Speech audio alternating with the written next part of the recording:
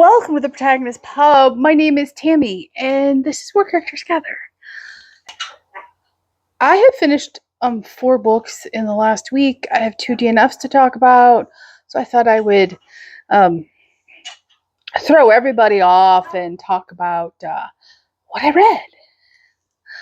Now, does this mean I'm going to have anything to talk about at the end of the month? I don't know, and I apologize for the bird. He may end up over here at some point today. He has been in a mood all week, unfortunately for everyone in this house. So, the last 7 days have been just tremendous reading. So, I'm going to talk about the DNFs first, right after I feed the bird. Be right back.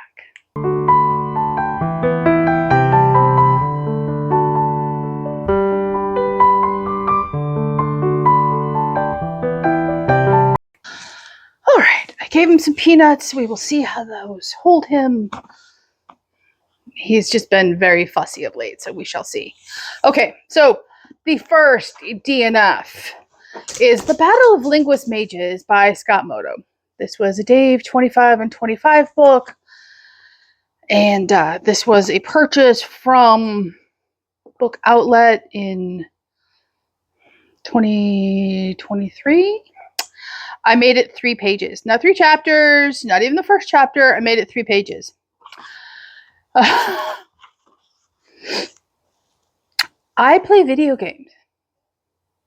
I don't generally call myself a gamer because I don't have the gaming pedigree. Let's say my husband does. But, I play video games. It is not a foreign landscape for me, so to speak. However, the language in this book is ridiculous. And this is supposedly based or set around a video game. I'm just going to read you a couple of passages. This is the opening of the book. I am the queen of Sparkle Dungeon. Okay. Outside of, let's say, 5-year-old girls, I don't know any adult that's going to pick up a video game entitled Sparkle Dungeon. So I'm going to read you the next paragraph. No, but seriously, that's my ranking on the leaderboard. Queen of Sparkle Dungeon. The finest player to ever set foot inside its glittering tunnels and cavernous cuddle pits. No one but me has ever played a perfect game of Sparkle Dungeon. I have done so 3 times. Once while restricting myself to nothing more than a moonbeam kaleidoscope as a weapon. I was the first to meet the villainous boss, Sandpaper Slim, and defeat him and is highly irritating, especially against the bearskin minions.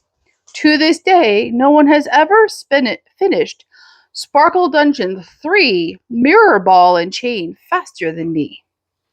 And the one time I beat Sparkle Dungeon 2 Glow Sticks and Gemstones while running in a slow-ass emulator on Windows XP just to own the Sparkle Bros. How I made it to page 3 after that opening is beyond me. I could not continue to torture myself. And let's just be frank, there are not enough girl gamers to support a video game entitled Sparkle Dungeon, even if they all stop playing mobile games and, Hello Kitty and, the serious ones that play first-person shooters and, all the various genres. They still couldn't support a game entitled Sparkle Dungeon. Yeah. So that book should just be banished for all eternity. I don't even know that I'm willing to, torture someone else by giving it to the library. And the next book was on my Kindle. This one is truly unfortunate. This is Catholic fiction. That is For a Noble Purpose by Kelsey Geidel. This is the first book in the Lurksong Legacy series. And I read almost 60% of this, almost 60% before I DNF'd it. I couldn't care. So book opens up in pre-Civil War Missouri, and our heroine cannot remember her name. Widow Walcott will do. She is about to marry her 7th husband at the age of, let's be generous and say 23. And they all die before the wedding night. And she's the only child of her slave-owning parents on their plantation in Missouri. And she thinks she's cursed. Her parents have reached their breaking point, and they tell her, go pack your bags. You're being sent to the asylum because we don't know what to do with you anymore. So she and her slave run away. They join the Lark brothers' wagon train to Washington, and the Lark brothers think they're gifted. They all have various gifts. And so this book cannot make up its mind if it's fantasy, Catholic fiction, or if it's, Western romance, Catholic fiction. There is faith sprinkled throughout, but it's weird.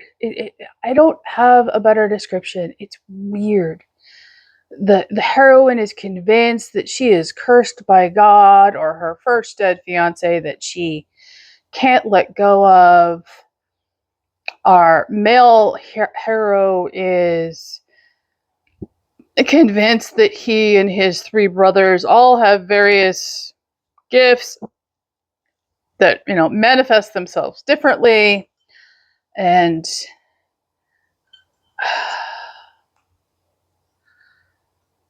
it was just scattered and unfocused and odd. And when you spend over 35% of the first half of the book building the backstory, that does not leave much room for anything else. And it's only the backstory of mainly the female protagonist. I have too many other things to read this month. I've already read something in Catholic fiction. So yes, I've bought all 4 books in this series. Turns out unwisely.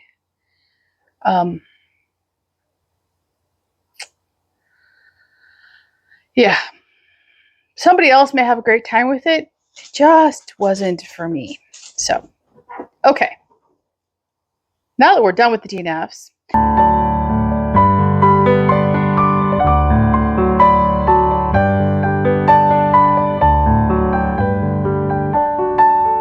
what did I finish? Well, I'm staring at 4. So I'm going to mention that I finished Jane of Austen by Hilary Mantel Lodge. This is the book club read for the month, and my full review for this will be out on the 28th. I will tell you as a sneak peek that if you haven't picked it up yet, there is some great recipes in here. There are some incredibly engaging and very accurate quotes about Texas, and it's a Sense and Sensibility retelling. And if you haven't read Sense and Sensibility, that's fine. I prefer this vastly over the original. Should shock nobody. Okay, let's talk about Sense and Sensibility by Jane Austen. I was going to vlog this. In fact, I did vlog some of it and then scrapped it because first opening 10 chapters were a vast improvement over Persuasion and Northanger Abbey. We had a definite villain, and she was definitely the villain. And, our female protagonists are the sisters Marianne and Eleanor. And, it started off strong, and then it just rapidly goes downhill for me. So Eleanor is the eldest sister, and she is supposed to embody sense. She is the logical one. She is the practical one. She's the one that represses her emotions to get things done. And then you have the middle sister, which is Marianne, and she is sensibility. She is led by her emotions, and she often does things without thought. And the youngest sister is Margaret, and she's basically forgotten in the entire book. So just, you can forget about Margaret. And so in the book, as it opens up, Eleanor is 19 and Marianne is 16. And they are obsessed since their father's death, and their stepbrother decided not to settle enough for them to live comfortably on them with marrying and marrying well. Now, I understand Jane Austen's social commentary on women, the need to marry well for financial security. However, I did a little research. It's in my blog post about this, which I will link down below. Fireball, no. The average marrying age in late Georgian Regency England was between the ages of 26 and 28 for both men and women. And if you were under the age of minority, which in Regency England was 21, you needed parental consent to marry. So our heroines are under the age of majority and well under the typical marrying age for the time. So I do not understand the push Austen puts on her heroines to marry young and, well. It wasn't common. It was not statistically true. And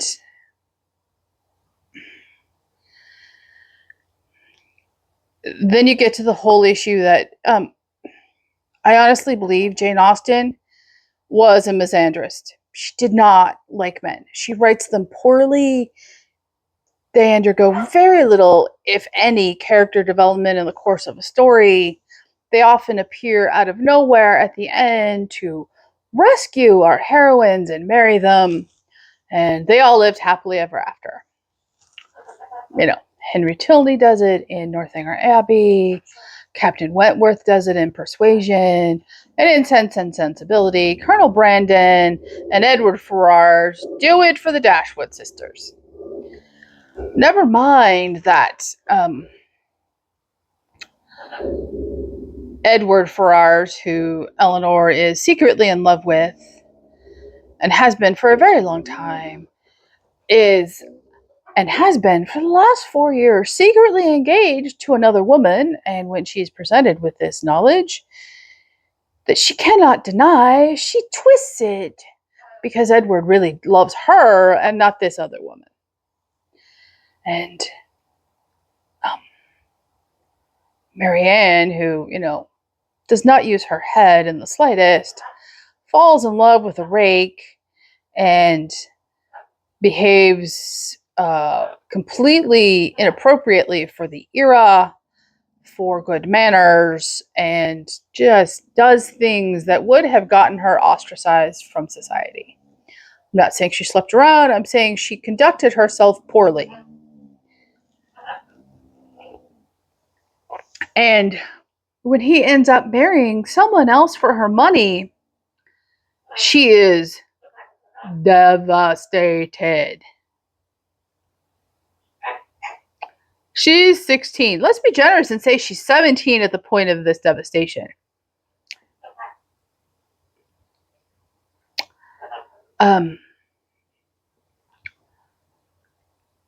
Teenagers in Regency era Britain were not like teenagers today. They had jobs. They were expected, there was no extended childhood as we know it today. So she was an adult by this time.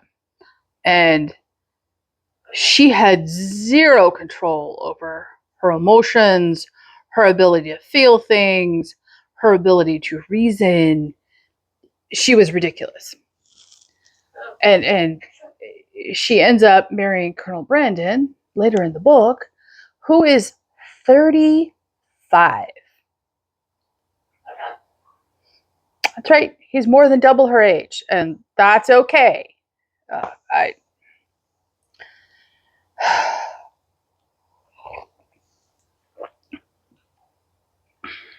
I gave Sense and Sensibility in my review a 2. It just barely didn't get a 1 because I ended up listening to the rest of it on Audible Plus, which is the only reason I finished it. And I am not a Janeite. I do not enjoy Jane Austen. And I'm sorry for those of you that do. This is not a personal attack. This is my reading experience. And I think I am actually going to remove the Jane Austen on my shelves and put it in the other bedroom. And just, it was so frustrating. The banter wasn't good. The situations weren't good. Austen just rambles and yeah. I am not a Jane Austen fan. Okay, next up would be Of Love and Treason by Jamie Ogle. This was a buddy read with Amanda and the lovely Miriam who joined us. And I loved reading with them. So ladies, thank you very much. You made this reading experience tremendous, and I enjoyed our conversations. I enjoy our chat. I am so thankful for each of you and your perspectives. And I will tell everybody up front, they love the story much more than I did. So, it was not as bad as Sense and Sensibility. I will give it that. I told this to Amanda before Miriam joined us that, and I may have said it to Miriam too, this is a novel set in the Roman Empire. It begins in 269 AD. Okay? So, this is, at its core, the faith in this book can only be Catholic. That's all there was at the time. If you were Christian, you were by definition Catholic. However, the author of said book has no declared faith, and it is published by Tyndale, and it is sold as historical fiction. I think that is accurate. I do not think one should pick this book up with the expectation that it is a Christian fiction book. So, as a Catholic, reading a book written by a Protestant about a Catholic saint, I had some trepidation going in. And I don't think she handled it poorly. I do think there are some very serious flaws with this book. So, this is the story of St. Valentine, and I don't want to spoil the ending, but if you know what happens to St. Valentine, that does occur at the end of this book. So, Our heroine is Iris. She was blinded 7 years ago when, with her best friend slash boy she grew up with, raised by her father, she stumbled off an aqueduct, was severely injured, lost her sight. So Titus was the boy. He is now a Praetorian guard. She lives with her father, Quintus. She works in a bake shop. She does all the bread kneading. And one day she meets Valentine on the street. He realizes she's blind, and she discovers that Valentine is a Christian. She is incredibly put off by that because of the general belief in Roman citizens that Christians were dangerous and a threat to the empire and all the things that go with that. And as their parting company, Valentine says he will pray for her. And she wakes up the next day and she could see for a little bit. Like, her sight came back momentarily and she was floored, and that made her curious. And the story progresses from there. Okay. So her father is Quintus. He is basically a superintendent in one of the jails at London. And his jail in particular holds prisoners that are going to the slave market or are set for execution. And the Roman emperor outlaws marriage, and it is a decree that comes down to bolster enlistment in the Roman legion because Rome is having external political issues that require forces, and recruitment is down. And Valentine is notorious. He validifies contracts, marriages, he's a public official, basically. And one of his friends says, hey, look, can you marry us in secret and, do all the required paperwork? And he agrees. And by agreeing, he sets himself up to commit treason against the empire. He's very conflicted. He talks to God about it. And he comes to the decision that, yes, this is what God intends me to do. The story progresses. And the first time you see Valentine marry a couple, the very first usage of modern language that really irritated me occurs in the wedding vows, and the author substitutes the word respect for obey. Do not get me started. That would not have occurred in Rome. It would not occur in a Catholic church today unless the couples actually went to their priest and said, Father, for these reasons, I would like to remove the word obey and put the word respect into my marriage vows. When we got married, I said obey. That was there for the modern audience. It has nothing to do with St. Valentine's story. Later on in the book, she uses the word apartment, which did not come into usage until 1800s France. So again, another modern word. She could have easily said, their chambers, their rooms. There is another way to describe apartment without using modern language that a modern audience would understand. And, there are multiple examples throughout the book. And those are all problematic issues that would have knocked it down a star, but there are other issues as well. The pacing is very, very off in this book. It's very slow, then you get some action, then it's very slow, and then there's the end. I mean, the pacing is just wrong.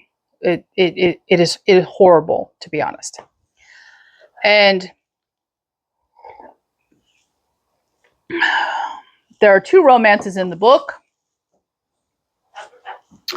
and they were both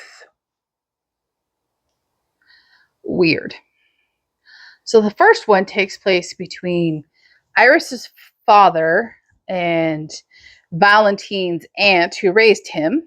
They eventually fall in love.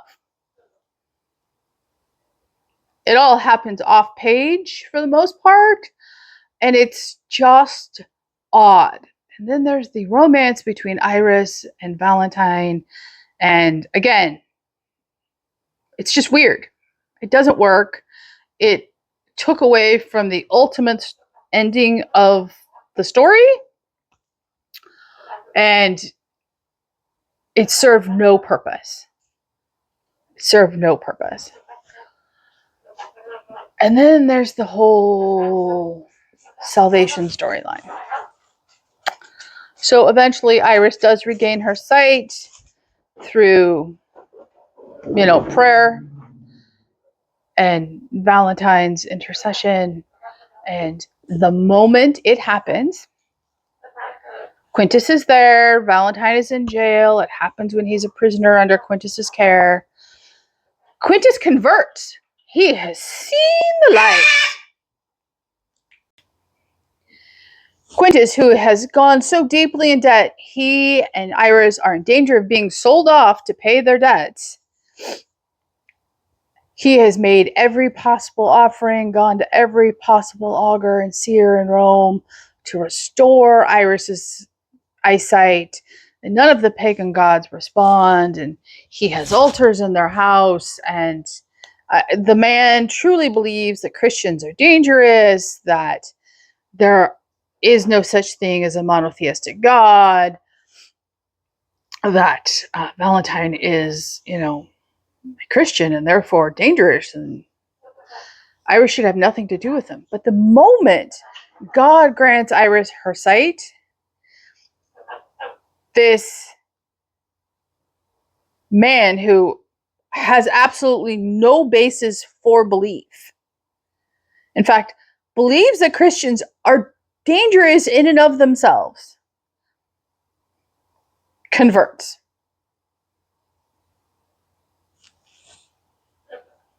It did not work for me. I have never heard another Catholic, even a Catholic convert, have a quote-unquote salvation story remotely like this. I didn't believe it. Iris and Quintus then began to attend gatherings, aka Mass, with Valentine and his extended family, and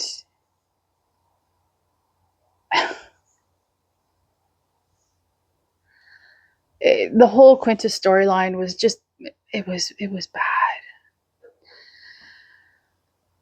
It was bad.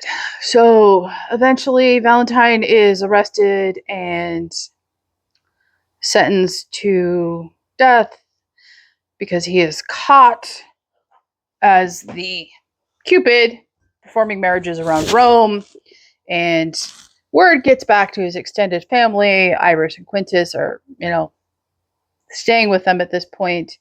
And as a community and an extended family, they all make the decision that despite the risks to themselves, they have a duty to those in the larger community of Christians to stay and continue their work, their good work, their charity work, helping however they can. And this is a decision they all knowingly make. The Valentine is sentenced to death. And the next day, that's what happens. And after the ridiculous scenes in prison with Valentine and Iris, don't get me started. Next thing you know, it's the epilogue. And that vow from the night before, yeah, they all flee. Suddenly, their wider ministry and the wider community don't last because, it was horrible. So, this book is getting probably a 2.75 rating for me on Storyograph. I'm not going to round it up to a 3 because it was bad. It was bad, and the epilogue is there to lead into her next book, which deals with Saint Nicholas, and I am probably going to skip it. I imagine Miriam and Amanda are going to give this probably both. Amanda's going to give it a 4, and Miriam's probably going to give it somewhere between a 3.5 and a 4. It didn't work for me. I wanted it to work. It was a birthday gift from Amanda, but ultimately, the flaws far outweighed it, and yeah, I don't recommend it. Okay, so last book I finished was Clan of the Cave Bear by Gina M. All. This is the first book in the Earth's Children series, and I absolutely loved it. It is a reread for me.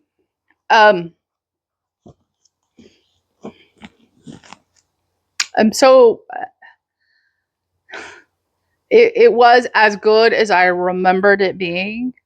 And it is amazing how much of the book I actually remembered, big plot points, not little plot points,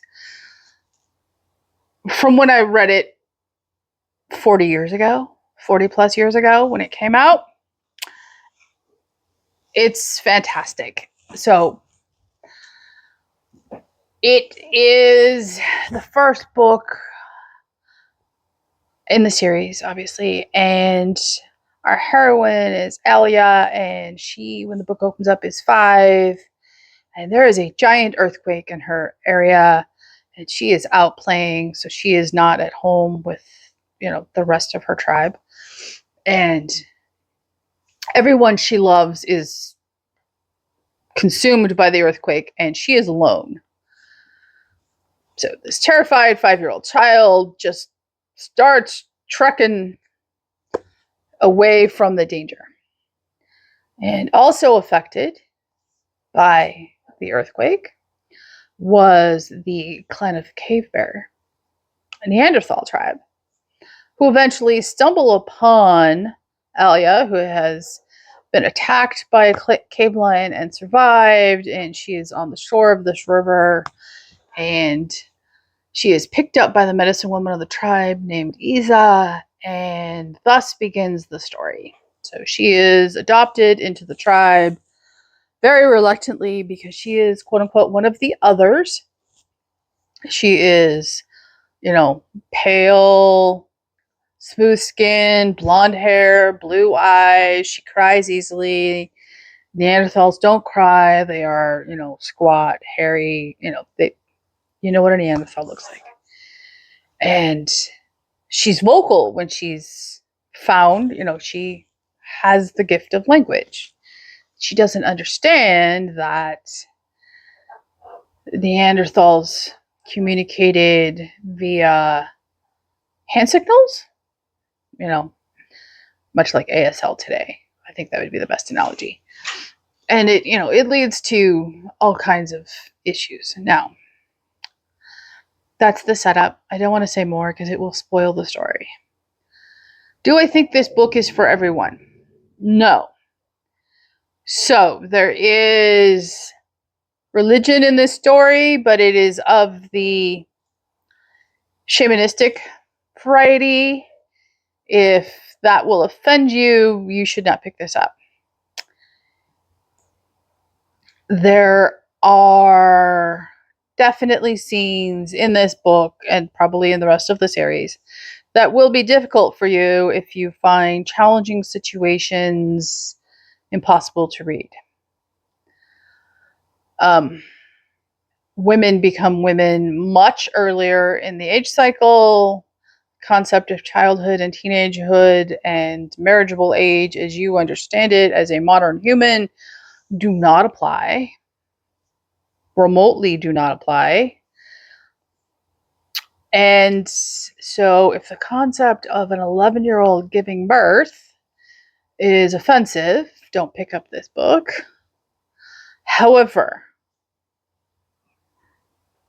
you are missing out because this is an amazing story of what prehistory could have been like between two branches of humanity. And it is detailed and it is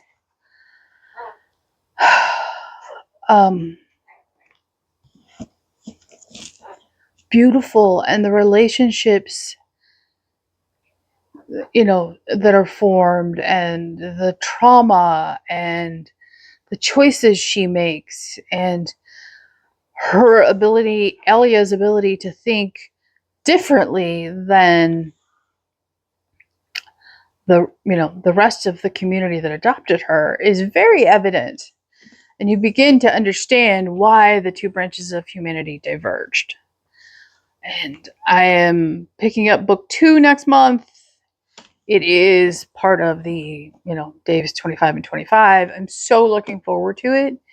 I absolutely love this book. It is getting the highest possible rating on Storygraph, so it's getting a 5.75 for me. If I could give it a 6 stars, I would on Storygraph. It is a fantastically written book. It is free of modern nonsense. And sure, it's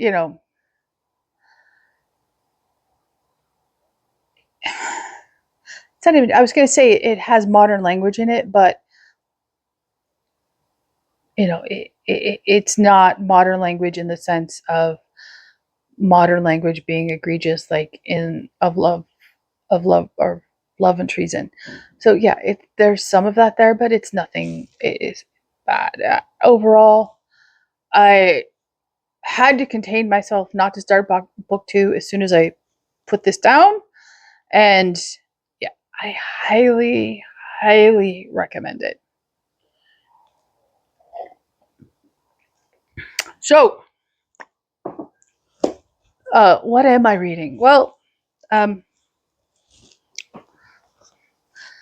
Chrissy and I are starting Anathema by Neil Stephenson. This is the Tiffany over at Beautiful Minutia's read along for March and April. We're starting a little early. It's a big old chunky boy. It's over 900. It's almost 1,000 pages.